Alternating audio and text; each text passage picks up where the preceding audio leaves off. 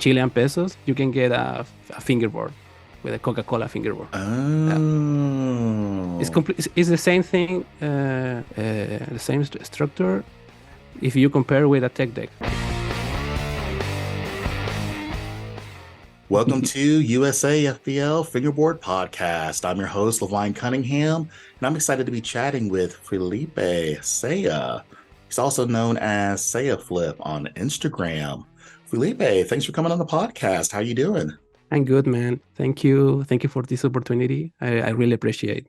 Definitely. I've been following you for at least 2 years, and I know we've talked about you on some previous episodes, and I'm excited to kind of get into it. And so if you guys are chiming in for the first time, or if you guys are regulars on the podcast, we've got a few talking points and stuff like that we're going to go over. There's a lot of stuff happening in this episode. And we get to meet one of the best artists, I think, in the fingerboarding game, or at least the most recognized, in my opinion. So we got an episode for you for sure. Oh, thank you. Thank you for your really nice words. No, definitely. You deserve all of that. You've done some cool stuff, and I'm excited to get into it. First off, I mean, you've got an interesting accent. Like, where are you from? Well, I am from Chile. If I'm wrong, please forgive me because I am still learning. No, understandable. Most of us fingerboarders, skateboarders, we're pretty laid back. We don't troll too much, I guess you would say.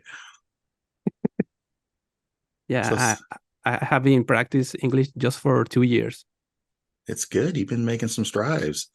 I've been trying to learn Thai for the course of about 4 or 5 years. I go over every now and then on vacation and probably will end up making it my second home at some point. But that language is a little rough, a little hard to do. Yeah, I can imagine. What are you into in that language? I'm not even gonna lie. I got busy with some stuff and I haven't really been messing with it for about a year. It's on my New Year's resolutions for next year to get back into it and get more fluent and stuff. So I can do like basic phrases and, where's the toilet and things like that. But, that's not, Really, that is really important. it is important, you never know. I mean, you just never know. All right, so South America, Chile. So when did you end up coming over here to the States? Or tell us your journey or history, like how you kind of like what's been going on with you basically. Well, I am here for my wife because she is American and she was teaching Spanish in, I'm sorry, she was teaching English in Chile. So I met her in Chile and we continue our relationship and like a distant relationships. And after that, we decide to be more serious about that, and so we decide to continue our relationship in the States. So I moved to here with the fiance visa. I we get married after 4 weeks probably, and that's it. Okay, well, congrats. Thank you. Yeah, I just got married too, not too long ago, about 2 years ago. We've been together for I want to say like 12 or 13 years total now. I'm a little late to the game, but Cool. she's been waiting patiently and I just been just doing the Vine stuff, I guess. But we're super happy. I'm happy for you guys as well. Fingerboarding, were you a skateboarder first or were you Yeah, skateboarding first. skateboarding first?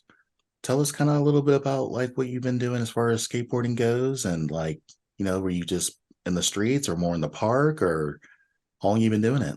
Well, in Chile was completely different when I started because we didn't have skate parks, so we just practice skate in the street and building stairs and rails in the street. We always had problem with the police and that kind of stuff. Probably just 10 years ago, we have really good skate parks in Chile. Okay. Skate parks are popping up all over the place now. I feel like Yeah. skateboarding is becoming so natural and mainstream and so like just part of society now. It's almost like you can't go to any major city and there's not a skate park there. To be honest, I don't like skate parks. It's boring for Yeah. me. I don't like. I really love to film, so I don't like to film in skate park. I think that is not sense of skateboarding. No, I understand that completely. You're all about capturing the culture of skateboarding. I respect that. I respect that a lot. I actually never got into skateboarding. My parents wouldn't let me. So as a kid, which I mean, every skateboarder I know has pretty much broken something, knocked That's out a couple true. of front teeth. And so it's a blessing and a curse all at the same time. And so instead of skateboarding, I got into fingerboarding, and I've been pretty much fingerboarding off and on, never just nonstop. Yeah, fingerboard probably is less dangerous than skateboarding. It is. And it was even a compromise. I had to pretty much kind of beg my parents to get a fingerboard at that point too when I was a kid. So it was interesting. But they finally gave me let me get a fingerboard. And so that was my outlet. What about Yeah, you? When did you get into fingerboarding? I met a fingerboard probably in 2000, no, in 1999 with a Coca-Cola promotion. Okay. If you get like 3 cups and a few uh, Chilean pesos, you can get a fingerboard with a Coca-Cola fingerboard. Uh, it's Oh, complete. It's the same thing. It's the same structure and materials than the same structure. If you compare with a tech deck, it's completely the same with Coca-Cola graphic. I think that I actually remember that. I don't know if Is you that have the same 99? promotion. No, we did because Oh, I cool. used to collect Sprite and what's the other Coca-Cola product that came with it? Fanta? Maybe, but I know specifically I used to bid the 20-ounce Sprite bottles, and then there was a code underneath. And we get on a website, we would type in the code and it rack up points. And I remember Oh, that you could get a fingerboard through there, but I don't remember like any of the details, the website, like any. I just remember collecting them and then entering the codes and knowing that you could get a fingerboard, but I don't remember. It was so long ago. You a remember long like the company, or I mean, no, it was Coca-Cola, but like you remember like what kind of board and all that stuff it was? plastic and red, I want to red, say, and red red. with yeah red and with the grip tape black. It's the same, but you don't have the option to change the track or change the wheels. Right. It was all like kind of like one piece. Yes, Like yeah, one, yeah, yeah. I remember that identically now. I want to say it yeah, was like a promo like Coca-Cola board or something. Like, is yeah. that what it was? That was my first experience, and I know a lot of people who started in fingerboard in Chile. They started with the same promotion. That's crazy. I Yeah, didn't. that's That is crazy. crazy. Yeah, it wasn't even too like you brought it up. Like I didn't remember like this memory, and then you just brought it up, and I'm like, I think I did something like kind of like had an epiphany or something. It was weird. Well, and a few couples later, I found out about Tech Deck too. Yeah, that was the same with if you compare with Coca-Cola. But in 2010, thanks to Edgardo, he's the owner of Gallo Fingerboard. I discovered wooden decks. I remember Okay. he had the Fingerboarder magazine, and that blew my mind. I remember I see the scene that exists in Germany and the state, and at that moment, I really thought I was the only in the world who practiced who did fingerboard. I remember those times too. I actually didn't even fingerboard with another person until like three and a half years ago. And so I literally thought I was like the only one in the world as well that actually fingerboarded until I kind of like COVID brought me back into it and kind of got more into the scene and stuff. But it's hard, like especially in the early days, like you're pretty much on an island and you're the only one like on that island that fingerboards. This is more recent than with like meeting up with Gallo and the magazine and stuff like that. Yeah, that was in 2010. Yeah, 2010. I'm not pronouncing it right, is it? It's Gal. How'd you say it? Gallo. Gallo. So it is Gallo. Okay. Yeah, he's from Chile too. I Yeah. was wondering the connection between you guys are always getting on live on Instagram and stuff, and I was always kind of wondering how you guys like met each other and know each other, and so that must be the connection there. Yeah, yeah, we are really good friends, and I work from him too. I do the all graphic design for Gallo Fingerboard, and I made a few videos too. Okay. Do you know where people are they like out on the internet where people can see them? Yeah, sure. Gallo is really, really important in South America. Uh, he has a trajectory about 13 years making decks and another accessories for fingerboard. So this guy, he made a really good competition, like with 200 people or more in Chile. The name is Wow. the name is of that competition is Dedos Furiosos in Spanish. It's like Furious Fingers in English. Okay. I Yeah, know he's hosted a couple of competitions. yeah. I've seen the Uh, uh, flyers and we've yeah, been I saw your sponsoring logo. some of their stuff. Yeah, like he sponsored our 2022 summer tour last year, and I've sponsored a couple of his events and stuff like that as well, which is pretty cool. He has the problem is I don't do a lot of Spanish. I don't really do any Spanish at all, so it's hard for me to tell like what exactly is happening as far as like what's going on with the flyers and like being said over there and stuff. But I've been paying attention. Yeah, fingerboard in Spanish is another. It's another community. It's completely another world. Definitely, I think I really do need to really get better at learning and be more fluent in Spanish. It's been kind of like all right, so backtracking. So I used to run a shuttle service back in the day. And in the summer, we used to have a lot of like J1s and H2B, like visa workers that come in for the summer. And so we used to transport them all over the place as far as like work and the store and stuff like that. And a lot of these people, they're like super intelligent. Like they all know like 3 or 4 languages. And I've always thought that was so cool. Like they're like talking to me in English, they're talking to like their friend in their natural language.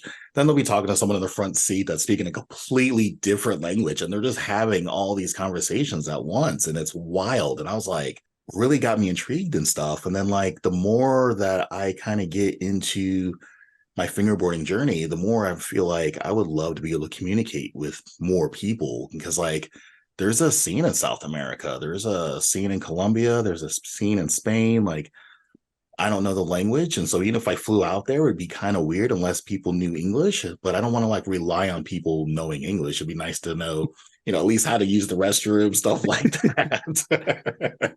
Yeah, a lot of people they don't speak any word in English because we don't use English in South America. No, and I So understand. yeah, so that's why it was really hard for me to learn English here.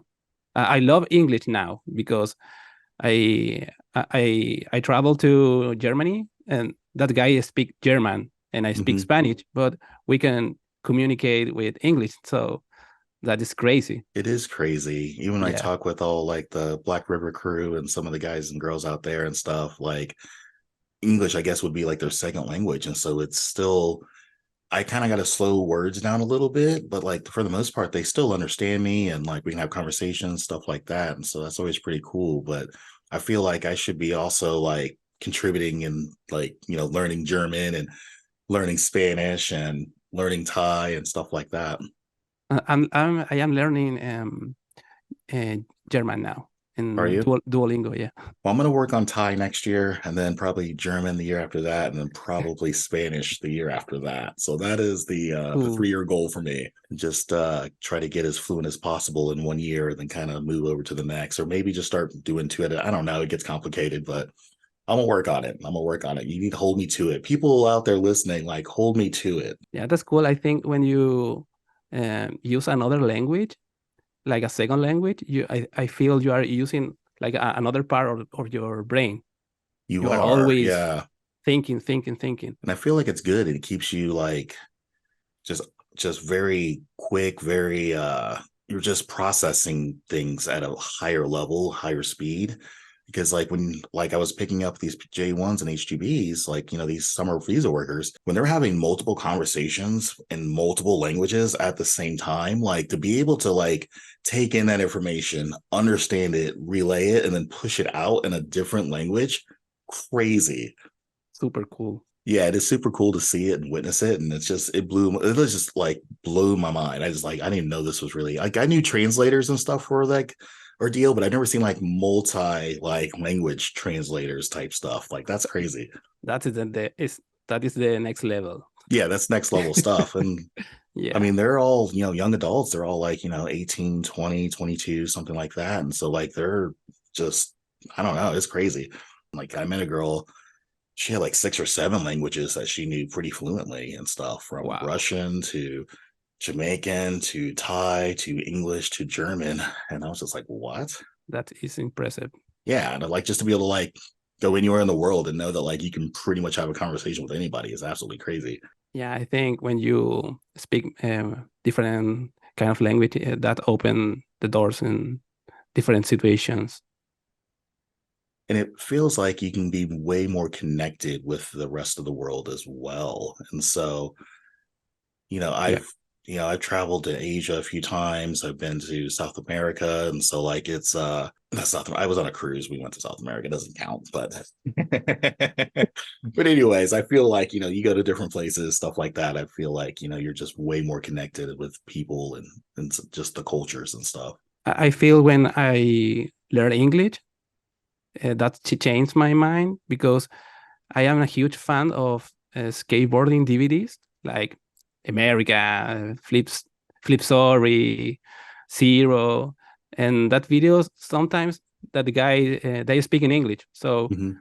when I saw that with my friends, we didn't understand nothing.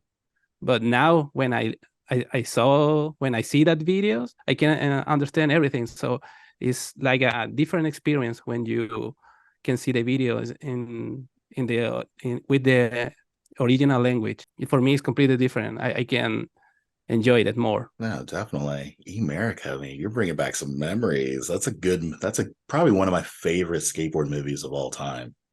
Yeah, my favorite is This is Skateboarding, probably. This is skateboarding. That's a good one as Yeah, well. I like, of course, all of like the Rodney Mullins, the questionable movie, the Plan Rodney B. Mullen versus, yeah, all the Plan Bs. Those were really good movies. I liked probably there's an old Alien Workshop movie. I wish I remembered the title. I'm gonna have to write that. Photosynthesis, Yes, that's the one. I loved that one. That was really, really a good to me. classic. Yeah, that's a That's a classic. classic. I Man, that's remember when I posted about the audio One Step Beyond. You said mhm. that is one of your favorite too. That's a good one as well. Pretty much 90s skateboarding films for me are like, I don't know what it is about them. Like all the newer ones, like they're okay, but like the 90s skateboarding movies were like premium, like skateboarding, like Yeah, for me, 2000s.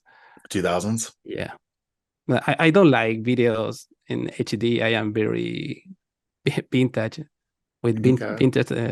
Fair enough. Fair enough. I mean, I got a whole collection on VHS. I'm old school, old school. Cool. 2000s aren't bad too. Those are, can't remember. What's the movie that has Eric Costin's team in it? The Gear Gel Ride of That's ES one of them. Eat Many that one. Mari. Yeah, that one. The ES. That's a classic. It's a classic too. Yeah, I remember the VHS is red.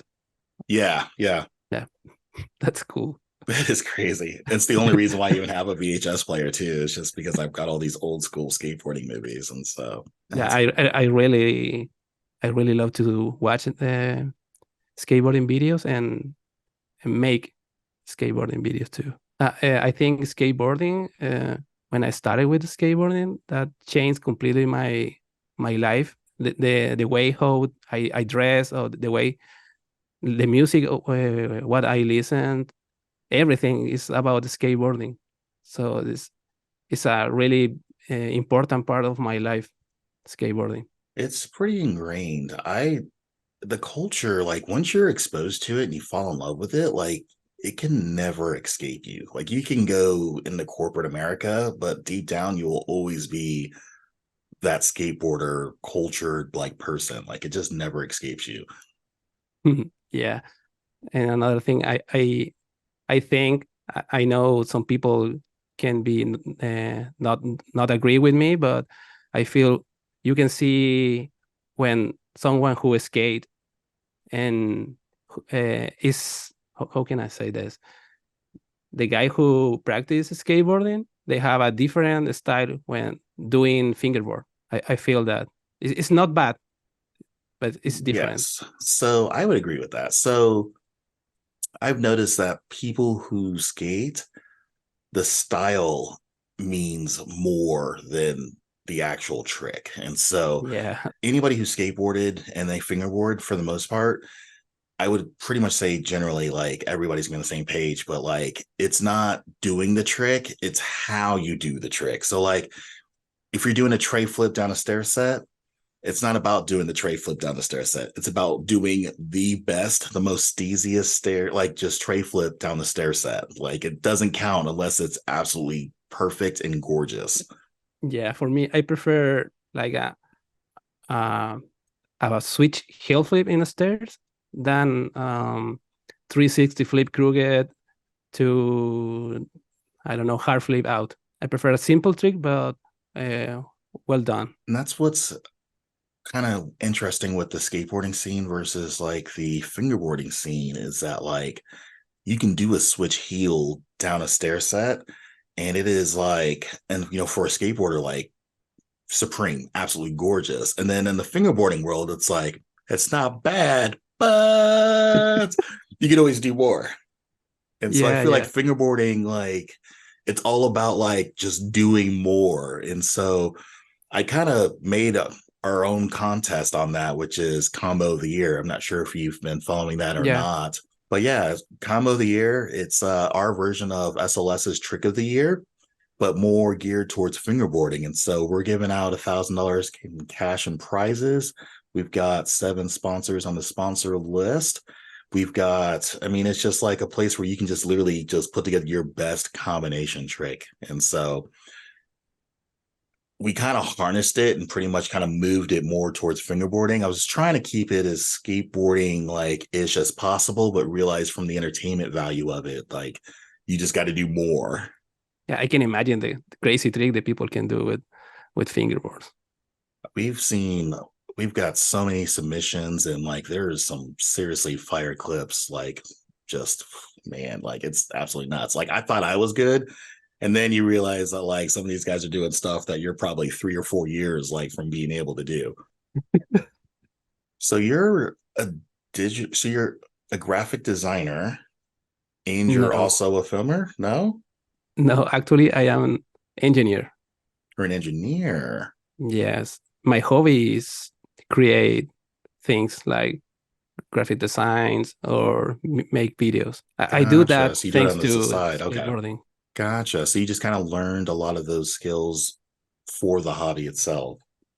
Yes. Love that. Yeah, I start to take photos, taking photos to my friends and making videos to my friends when we were when we was kids, and I started to improve my skills and learning and practice a lot. And I think that is the best way to improve your skill is just practice. And now I can say I like more what the thing I do. I am really perfectionist, but I can say now I feel happy with the thing I do.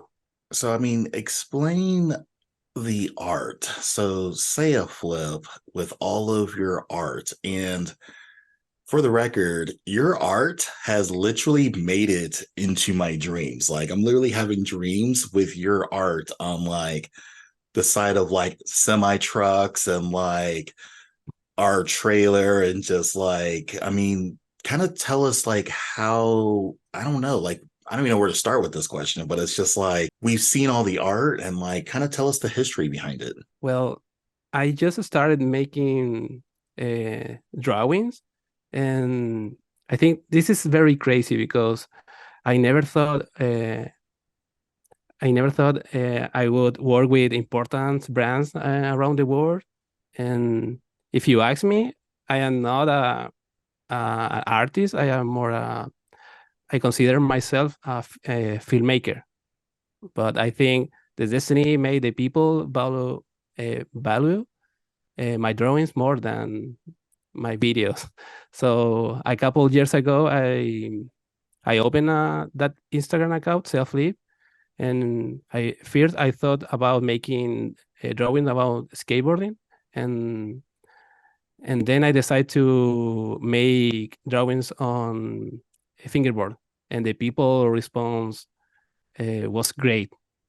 Almost the all comments I received are really really good. The people is amazing. I can't believe that. I need to say thanks the all people who appreciate my art, because I can't believe that. It's crazy. It's definitely a journey for sure. And so, like, I knew that you've done some film stuff, but primarily the stuff that I see from you in your account, it's all the art. And so, like, I'm seeing you now doing like collaboration art with Fingerboarding Christopher had Shredderfest 3 that you did the artwork and stuff for. Absolutely phenomenal, by the way. Probably one of Thank the you. better looking event flyers that I've ever seen. And so I'm like, man, this is wild, like some of the stuff that you're doing and producing and just getting out there. And so when I see like that Shredderfest 3 flyer, it came from Fingerboarding Christopher. So I was kind of confused because I'm like, that looks like a Ceaflip like drawing. And then I like messaged him. I'm like, hey, like who did the art for this? And he's like, oh, Ceaflip. And I'm like, oh, okay. So I was right. And so, but like your art is so distinguishable that like you can literally look at it, not know anything about it, no handles, no nothing, and you know that like that's one of your pieces. Yeah, I know you can see a lot of art in Instagram. So when I started, I tried to do something completely different, and it's hard because I think everything is created now. So to do something different is hard. So when I started, I had a lot of ideas to create. Probably I I upload I post drawings probably each 2 days when I started, and now I don't have much time now because I'm working. But I try to post at least one post for a week. That's still pretty impressive, and being able to stay consistent at that, that's hard to do. And especially when you're talking about art, you're talking about being creative like that. And so for me, my brain isn't nearly as creative, or like I can just think of like the like just artistically, but like for me, like I'm really structured like numbers wise, like. And so like people who are good with numbers usually aren't like the most creative people, and vice versa, I guess, but definitely jealous of people that have that just artistic like just niche within themselves. Like I always find that to be really cool. Thank you. And I would like to say something personal. Do you know that the sticker? It's a fingerboard saved my life. Yeah. Yeah, I feel fingerboard saved my life at some point, because when I just moved to the state, I didn't have friends, and so I was just using my saves to live here. And with this account, with Ceaflip, I could work with different companies, and I was able to buy food and different things with the money of Ceaflip. Well, my wife, she supported me at that time, but thanks to this account, thanks to Ceaflip, I could live here better. So for me, I have like special feelings with this. It's really important for me. No, I completely understand. That's awesome that fingerboarding's been an outlet for you and has been able to literally improve your life. It's been pretty much kind of the same kind of a story, not nearly as dramatic for me, but fingerboarding got me out of some dark places as well when I was a kid. And so when I was in the first grade, we're talking probably six, maybe, yeah, like 5 or 6 in the first grade, like we moved a lot. Like I went to 5 different first grade schools, like moved a lot. And so like for me, like as a kid moving all the time, like it was extremely hard for me to make friends. I was a very introverted person because I was constantly moving. So like I didn't try to make friends because I knew like if I did make friends, chances are 2 months later, like I would have to make all new friends. And so, for a kid being that young, having to go through all of that, fingerboarding for me, like literally kind of saved my life because like it gave me an outlet where I didn't have to necessarily have friends and make friends. Like there was always fingerboarding. There was always something for me to do. And so like when people were being invited to birthday parties and stuff like that, but I wasn't like cool enough with all the other kids because I was always the new kid, which the new kid always just gets crapped on. So like fingerboarding has always kind of always been there for me and kind of helped me get through that like transitional period of my life where we just moved all the time for 3 or 4 years.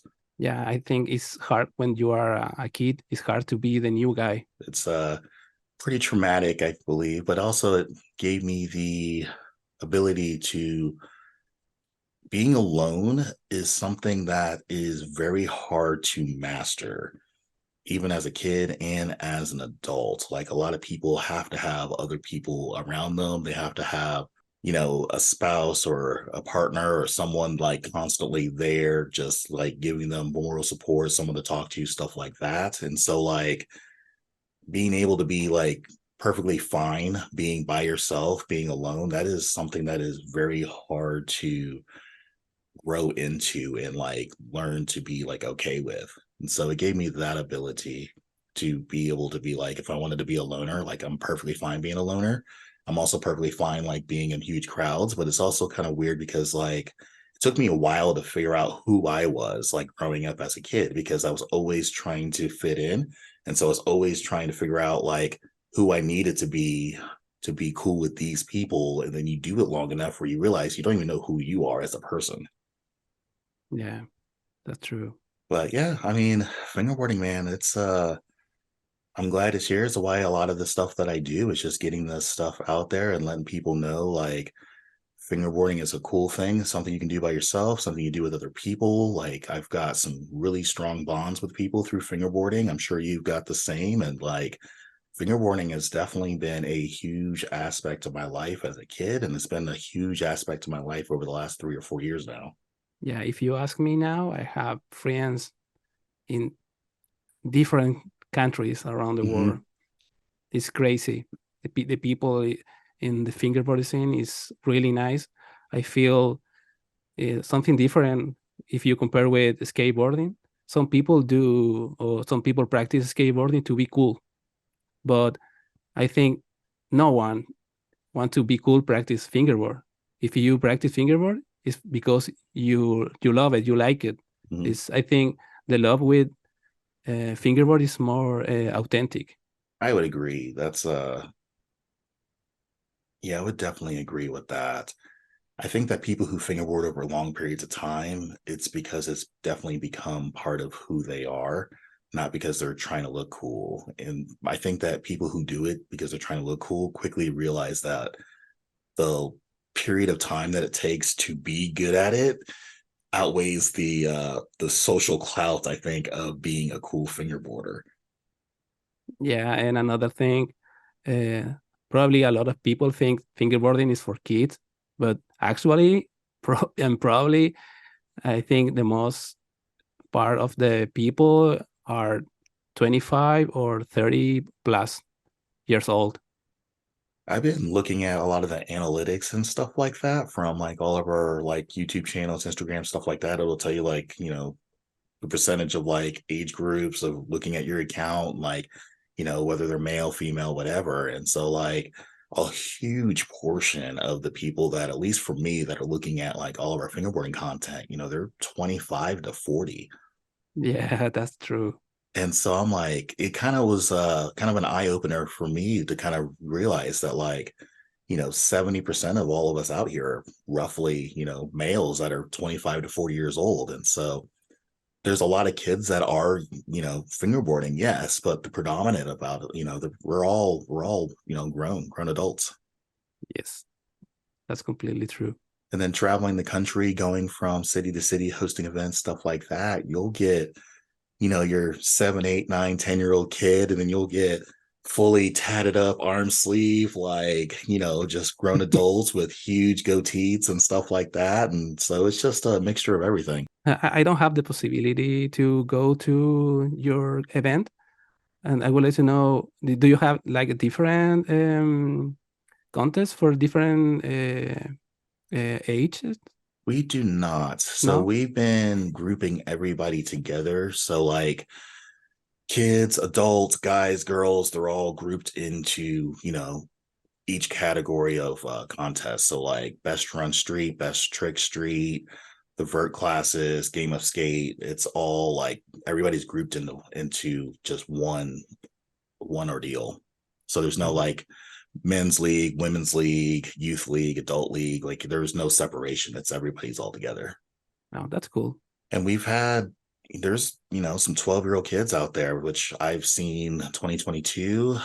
And I think we had one this year that was like pretty young, a minor, one at Game of Skate, one best trick. Like, there's some really good youth out there for sure. And some of them are like, they can hang with the big boys. And so I feel like, fingerboarding really doesn't have any definitions of like how it should be done. And so I don't feel the need that like we need to separate the different classes. I feel like, fingerboarding is so universal that like, it's not like it's strength based, where you need to be able to throw a football 100 yards or anything like that, or you need to be able to run super fast or anything like that. And so I feel like, fingerboarding is so universal that everything theoretically can just be just combined into one, where we're all equals. We're all just expressing our passion. Yeah, I completely agree with you. So tell me about your relationship with Blackriver. I've seen your stories, and I know you went overseas and went to their latest event called Slow Fingers, which I'm super jealous. I was really wanting to go. Well, my relationship with Blackriver is good, and I made that flyer for that event for Slow Fingers, and I remember when Martin sent me a message in Instagram. I was sleeping, and when I woke up, I saw my phone, and I could believe it. Martin, the owner of Black River, is sent me a text, and when I was reading about that, I almost cried because for me Black River is huge. It's super important. I am a huge fan of Black River, so when they asked me to make a couple flyers and other things for them, I was, I don't know how to explain, living a dream. So I remember in that post uh, about slow fingers, I I I I wrote, I want to go, but I don't have a place to sleep. So a few days after that, Martin sent me a message. If you want to go, you can stay in my house. So that was crazy, man. That I can't believe it yet. I can still believe it. Fly to Germany. That was my first time in Europe, and I had the possibility to go to ASI Berlin and met Pascal and Jana and Timo. Really really cool people, and Jana was really nice with me. She let me stay at her house. So a few days before to a slow finger, I I was in her house. So if Jana, you are listening this, thank you so much. You are really cool. And after that, we traveled to Schwarzenbach. I feel that's how you pronounce that city. Super hard to pronounce. I was in the Martin house, and I had the possibility to share with the whole Black River team, like Denise and Oliver, Tobias, Ramon, and they they were really really nice with me. I really appreciate that opportunity to be there, and they show me the like the factory, the headquarters. They show me the part of the process, everything. was a really huge experience. Super cool. I really, when I was there, I was dreaming, man. Was crazy. I'm jealous. I'm sure almost everybody listening to this is also super jealous. It's like all of our dreams basically to, take a flight out to Germany and, meet up with the Blackriver team and, shout out to Jana or Yana, I'm sorry.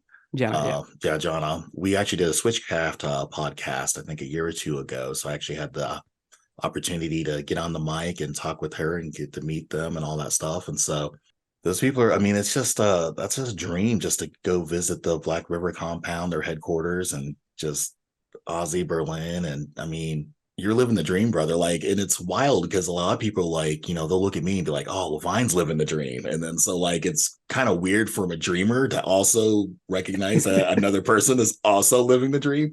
And so like I guess there's always just levels to it, I guess, but there's always like something else that's higher up on the food chain, I guess you would say. But I'm definitely blessed, don't get me wrong, but like it's also kind of a wild experience to be like there's actually more out there than, what I've seen and what I've been able to, witness myself. And so that's pretty cool that you've been able to do that and experience those experiences for sure. Yeah, and they gave me a lot of stuff. So thank you, Blackriver. Definitely. We'll definitely get them tagged in the honorable mentions for sure. So yeah, my relationship with Blackriver is good, and we have a few projects in the future. Well, I know next year Blackriver's got a lot going on next year. They've got their 25th anniversary, which is also a year that they're going to be doing Fast Fingers, which I don't even know if I'm allowed to even say this, but it's supposed to be in person next year. So I'm gonna be there. I am also going to be there. I can't really talk about it too much. That's probably about all I can say, but Yeah, definitely going to be there. yeah, I'm definitely going to be there. It's going to be fun. I'm going to yeah. hopefully have the I'm gonna do experiences that you've had.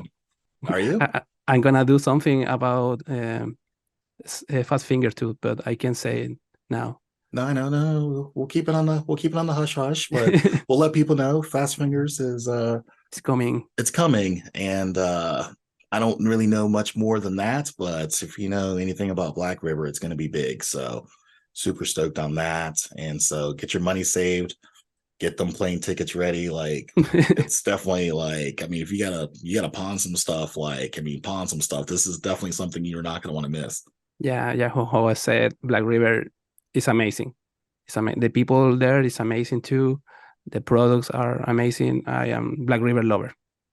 No, definitely. They've been a huge help, a huge inspiration, and a huge just supporter of USAFBL and the things that I've been doing and stuff like that. And I mean, without Blackriver, like I don't think I would even be nearly as big or nearly as successful. And so they are definitely helping the community grow, expand, and they kind of got their pinky in pretty much everything. So it's gonna be next year for them. It's gonna be a good year. It'll be like I said, their 25th year and stuff like that. So it'll be it's gonna be fun. I'm excited. Yeah, I hope I can see you there. Like I said, I'm gonna be there. Like if I gotta pawn some stuff or sell one of these Blackriver parks and maybe bring one back with me, I don't know, but I'm going. We're going. So Cool. It's a huge experience. So if something is thinking to go to Germany, just do it, man. It's it's an experience. well, that's where I was at. Because I really wanted to go to the Slow Fingers, and I'm like, the money just wasn't working out in my favor to be able to make that trip. And then I found out about Fast Fingers, and I was just like, there's no way I'm missing this time. So it's always been a dream to go to Fast Fingers, and so we're we're basically living out the vision for sure. Cool. Tell me about this brand new podcast called D2 Skate Podcast. Yeah, that well, that's idea born because when you talk to somebody about fingerboard, you always talk about Germany, Europe, or USA. But what happened with the people in Latin America? What happened with the community of Latin America? Because they don't speak English, so they are losing a lot of information. So with one of my friend, Diego, he's the owner of Dirty Monkeys. They said Yeah, yeah. they said Dirty Monkeys, but I know in English is Dirty Monkeys. He's from Argentina, and he's a really good communicator. So, and he has a lot of experience about fingerboarding. So we decided to do this podcast. To the focus of this podcast is talk about the scene in Spanish and Latin America and Spain. So the people receive this podcast really good. They send me a lot of message, really really good comments, a lot of view too. So I feel the people is happy with the with this project. Oh, Really, I didn't expect that the people really love it. it's one of those things that's like there's not a lot of media for fingerboarding. And so when you have things like, the USAFBL fingerboard podcast, and we've got the Spanish version of that basically being D2 Skate Podcast, with Dirty Monkey Yes.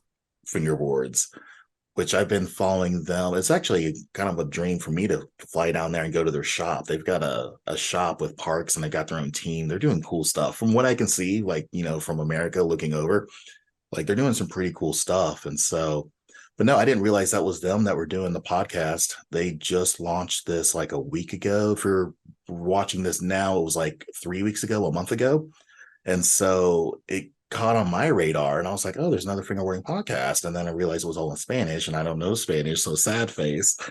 So I was trying to listen to it, maybe pick out some keywords, but I it didn't work out so well. But I'm definitely loving the fact that, people are taking initiative.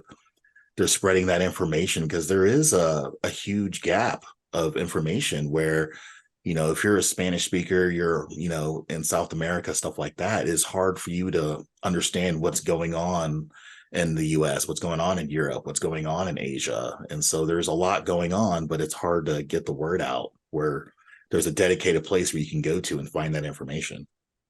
Yeah, and also we want to talk about more about the community in South America and in Spain.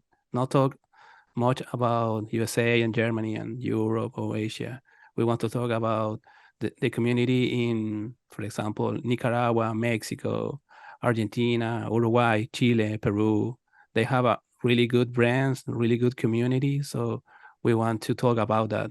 No, that's awesome. I agree. Like, at least for them, yeah, definitely staying, within that scope, that region, for sure. I was just throwing those out there just because, that's just all the stuff that I'm aware of that's going on out there. But there's a whole world over there for sure. And even for me, like, I can kind of see things, but I don't understand what all is going on over there. And I know that the scene is probably 10 or 15 times larger than what I think it is, because I'm like, oh, there's like 5 or 6 companies. But in reality, like, Dirty Monkey Fingerboards has their own shop, which I've known that. There's another one in Colombia. I can't remember what their Loompa, Loomp. Yeah. Loompa, they've got their own shop, and I mean, there's just so much stuff going on that I can see, but like until I'm like over there and realize like how big everything is, like it's a whole ordeal. Yeah, it's a like how I said before, it's a different world. Yeah, it's completely different. So the people really appreciate that, and the people is happy, and I am super happy to do this for free. Yeah, it's just for fun. So So I I I want to say hi to my friend, my partner in the podcast, Diego. You are super cool, man. Amazing. Shout out Diego. Yeah. Well, I know you've got some future upcoming projects. I know that you've been talking about doing a fan magazine. Yes, that is one of my projects. I want to create like a community, open community fanzine. So I create a post in my Instagram account, asking to the people if they want to participate in this project, and I had at that time a lot of comment, a lot of message too, and yes, a lot of people are really interesting and about this project. I'm excited to see how this magazine basically comes to tuition. So, like, when I saw this, and I was talking to you about it a little bit earlier, like, you're basically talking about it being a fan-based magazine for fingerboarders by fingerboarders, which is a pretty cool concept. Yes. And so I know that you are looking for people that anybody that's basically interested in being part of this magazine, like you're looking for photo submissions, and you're also looking for artists basically to submit their artwork and their photos to you. And basically, I know that you're looking at basically kind of going through all of those pieces and trying to decide which ones are going to be good enough to make it into the magazine itself. And so if anybody who's interested in being part of the magazine, definitely give a message to Ceaflip here on his Instagram account. We'll have links in the description for that. But yeah, if you're an artist or you're a photographer and you've got some really cool fingerboarding, skateboarding like type, art and photos, like definitely give him a shout out. Yeah, thank you for sharing this information. It's important for me, and I really appreciate. And I know that we are going to do our best to be supporting what your projects and stuff like that you're doing. I think this is a cool thing that you're doing for the community. This is, according to you, I think you were talking about this is going to be a free magazine. Yeah, I really want to create a physical magazine and free magazine. I don't want to earn money with this. I I really want to the people can express. For me, art is expression. So I would like to receive not really professional photos or really professional art. I just wanna receive like expression in that art the people can do. That is the most important thing for me. No, I'm excited for the first issue and stuff like that to come around. So like I said, if you guys are artists or photographers, like, and you guys want to be part of this fan base magazine, do you have an official name for this? And not yet. Not yet. Okay. No. Okay.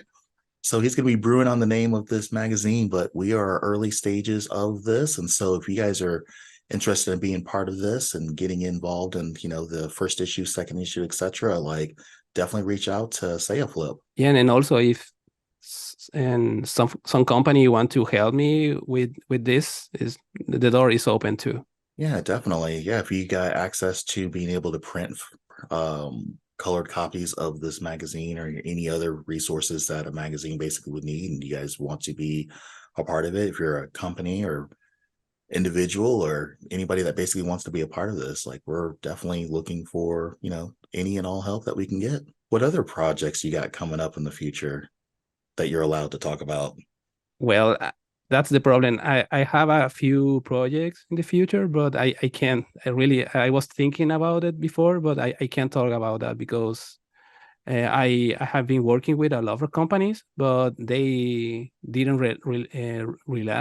release that product, this project. So I can't talk much, but I can say something's coming with Blackriver and with Sorry.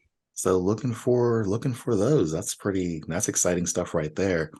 And I Yeah, but understand. I've got some top secret stuff I'm working on for 2024 that I haven't even mentioned on the podcast and previous episodes and stuff. And so I get the whole hush hush. You gotta wait for things to get a little bit further along before you can kind of start dropping some of that stuff. yeah, but probably I can say my projects now are the fanzine and the podcast, my personal projects. Okay. Is this the D2 podcast, or are you gonna start a whole different one? No, that one. D2 Okay. is the name D2 is dedos in Spanish, and that means fingers. And Oh, it has the same name of the Coca-Cola promotion, so okay. it's like a tribute of that that important promotion for a lot of people who started with fingerboard. So that's why this is the name of that podcast. No, that's awesome. I love it. I always find it interesting how people come up with like their company names or podcast names, anything like that. Like what's the story behind all of that? Yeah. Do you have any other hobbies or anything that you kind of want people to know about you besides fingerboarding? I'm a photographer too. I have a lot of cameras and lenses. I like to make videos too. I used to film a lot of skateboarding videos, but now I am not able to do skateboarding because last year I had a car accident, so I can't ride anymore, and that's good for me at some point because I can practice more fingerboard. And now I am more into creating fingerboard videos. And also in Chile, I had a metal band. And what else? And I really like motorcycles too. I remember before to move to the state, I I made a trip for Chile from the north to the south of Chile in 4 days, just me alone, Okay. and that was a really interesting experience. What kind of motorcycle? I'm a motorcyclist as well. I really love Harley Davidson Okay, you like the motorcycle. cruisers. Yes, and I you? am I am a sport biker and I have all my buddies. I'm almost 40 now, so all my buddies have moved over to cruisers. They're on the slow and loud side, and I'm still on the fast and obnoxious side. And so I'm not quite sure if I'm ready to move over to the cruiser side just yet. And do you have a motorcycle now?